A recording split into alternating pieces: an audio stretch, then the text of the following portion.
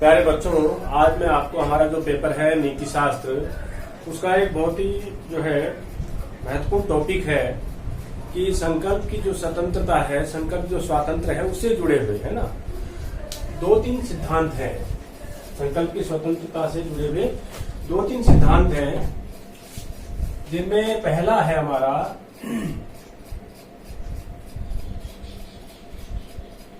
नियतत्ववाद, जिसको कहते हैं डिटर्मिनिज्म।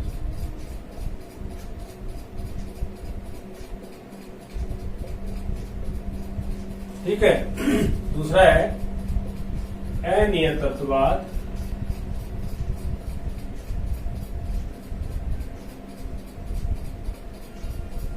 जिसको कहते हैं नॉन डिटर्मिनिज्म।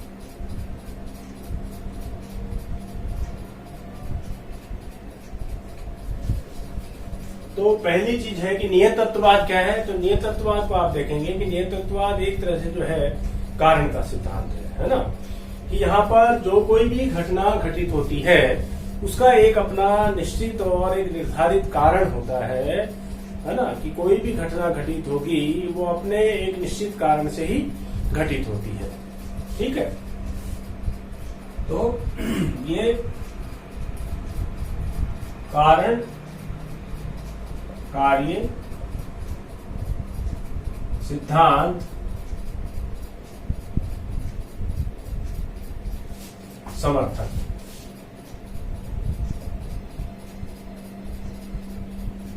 ठीक है। और अनियतत्ववाद क्या है? अनियतत्ववाद जो है वो इसको नहीं मानता, कारणता नहीं मानता। यहां पर जो कोई भी घटना घटित होती है नियतत्ववाद के अनुसार, उसके अनुसार प्रत्येक कर्म का, प्रत्येक कार्य का कोई न कोई कारण अवश्य होता है, चाहे वह कर्म हमारा ऐच्छिक हो या अनैच्छिक हो। ठीक है। अर्थात यहाँ किसी न किसी कार्य का कोई कारण अवश्य है, कर्म का भी कोई न कोई कारण अवश्य होता है। ठीक है। दूसरा, इसमें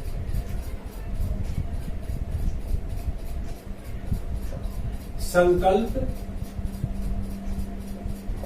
स्वातंत्र्य की रक्षा होती है। स्वातंत्र्य की रक्षा होती है। ठीक है।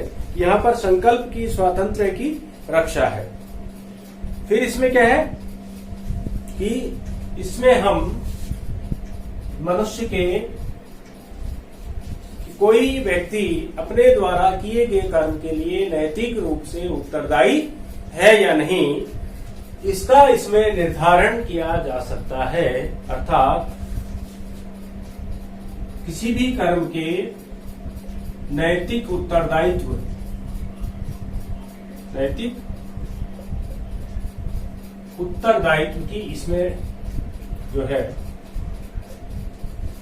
जिम्मेदारी हम दे सकते हैं। नैतिक उत्तरदायित्व इसमें संभव है, क्योंकि इसमें व्यक्ति के संकल्प की स्वतंत्रता है, और जिसमें व्यक्ति के संकल्प की स्वतंत्रता है वहां पर उसे अपने द्वारा किए जाने वाले किसी भी कर्म के लिए नैतिक रूप से पूर्णतः उसके लिए उत्तरदायी इसमें ठहराया जा सकता है।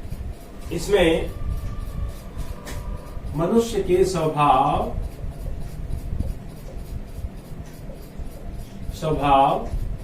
व चरित्र के आधार पर, मनुष्य के स्वभाव व चरित्र के आधार पर भविष्यवाणी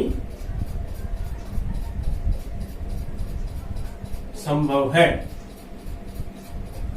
ठीक है ना, कि किसी भी मनुष्य के स्वभाव और चरित्र को देख करके हम कह सकते हैं कि ये व्यक्ति जो है किस प्रकार का कर्म करेगा, इसके द्वारा किए जाने वाले कर्म का स्वरूप कैसा होगा, उसके संदर्भ में यहाँ पर हम भविष्यवाणी कर सकते हैं। अर्थात यहाँ पर व्यवहारिक महत्व है।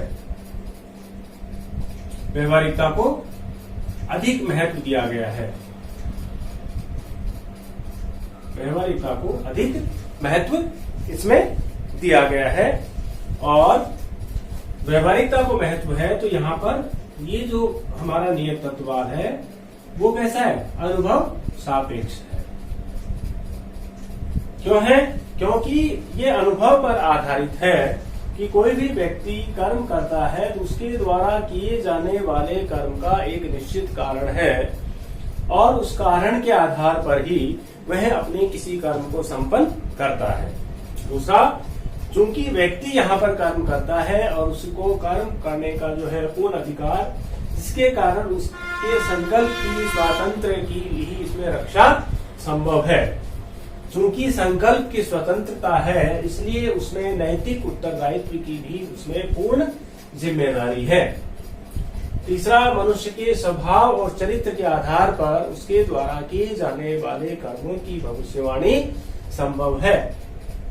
चूंकि यहाँ पर नियत तत्ववाद में मनुष्य के कर्मों को व्यवहारिक महत्व दिया गया है क्योंकि ये अनुभव सापेक्ष हैं कि हम अनुभव में ऐसा देखते हैं। ठीक है।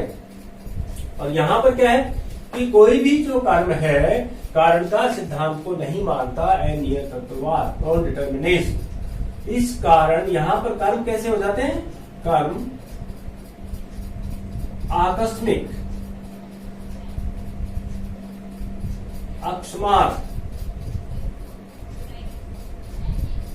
हो जाते हैं, एक्सीडेंटल, है ना। अचानक से कोई भी कर्म घटित हो जाता है और वो कारणता को स्वीकार नहीं करता। आकस्मिकता और अकस्मात का सिद्धांत है कि यहाँ पर किए जाने वाले कर्म का कोई कारण स्पष्ट नहीं होता, इसलिए इसको कहा गया आकस्मिकता का और अकस्मात का सिद्धांत। और इसमें संकल्प स्वातंत्र की रक्षा नहीं होती। संकल्प स्वातंत्र नहीं है। ठीक है ना।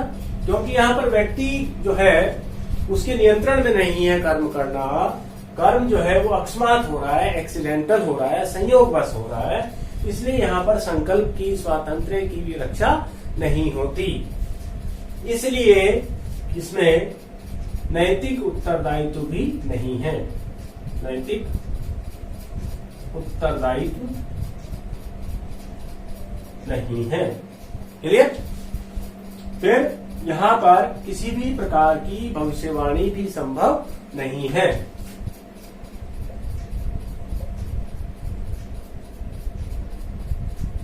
भविष्यवाणी भी संभव नहीं है और यहाँ पर किसी प्रकार का व्यवहारिक महत्व भी नहीं है।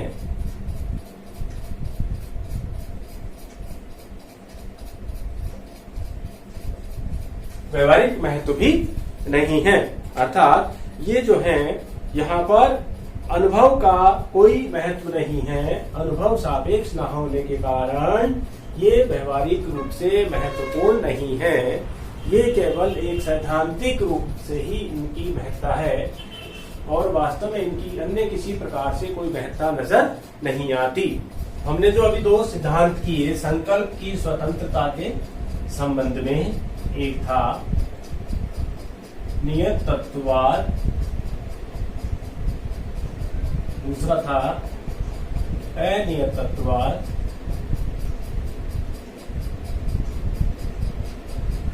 और तीसरा है भाग्यवाद या देववाद। बड़ा ही सिंपल है ये सिद्धांत। इन दो की हम चर्चा कर चुके। तीसरा है भाग्यवाद या देववाद। देखिए, भाग्यवाद और देववाद के सिद्धांत में इसमें मनुष्य का कोई स्थान नहीं है। यहाँ पर जो भी कर्म संपन्न होता है, जो भी कार्य संपन्न होता है, उसके लिए देवता या कोई ईश्वर या कोई देवीय शक्ति उस कर्म के लिए उत्तरदायी है। यहाँ पर मनुष्य की भूमिका जो है नगण्य है। भाग्यवाद, हम जैसे कोई भी घटना घटित हो जाती है किसी व्यक्ति के साथ, कोई अनहोनी घटित हो जाती है तो हम ये कहते हैं कि इसके भाग्य में यही लिखा था, है ना। ये क्या है? भाग्यवाद। ये हम भाग्य के ऊपर डाल देते हैं, हम कर्म पे विश्वास ना करके और भाग्य के ऊपर उस चीज को डाल देते हैं, तो भाग्यवाद। या देवता के ऊपर डाल देते हैं, ईश्वर को शायद यही मंजूर था। अर्थात व्यक्ति को महत्व ना दे करके यहाँ पर ईश्वर को, देव को या व्यक्ति के जो है भाग्य को महत्व दिया गया है। यहाँ पर व्यक्ति को गौण कर दिया गया है और भाग्य को जो है ज्यादा महत्व दिया गया है भाग्यवाद और देववाद में। तो यहाँ पर मनुष्य की संकल्प की स्वतंत्रता का कोई प्रश्न ही शेष नहीं रह जाता, क्योंकि यहाँ पर मनुष्य का कोई जो है स्थान हमें नजर नहीं आता कि उसकी संकल्प की स्वतंत्रता को यहाँ पर किस नजरिए से देखा जाए, क्योंकि यहाँ पर मनुष्य का जो है स्थान निर्धारित ही नहीं माना गया, क्योंकि यहाँ पर उसके भाग्य को और उसके जो है दैवीय शक्ति उसको प्रमुख महत्व दे दिया गया है। तो बच्चों, ये हमारे जो है संकल्प की स्वतंत्रता के संबंध में कि हम कौन से कर्मों के लिए मनुष्य को उसके कर्मों के लिए नैतिक रूप से उत्तरदायी ठहराया जाए, कौन से कर्मों के लिए नैतिक दृष्टि से उत्तरदायी नहीं ठहराया जाए, तो सीधा सा है कि इसमें संकल्प की स्वतंत्रता और उसका नैतिक उत्तरदायित्व सही ठहरता है नियत तत्ववाद में, जो कि एक कारणता सिद्धांत है।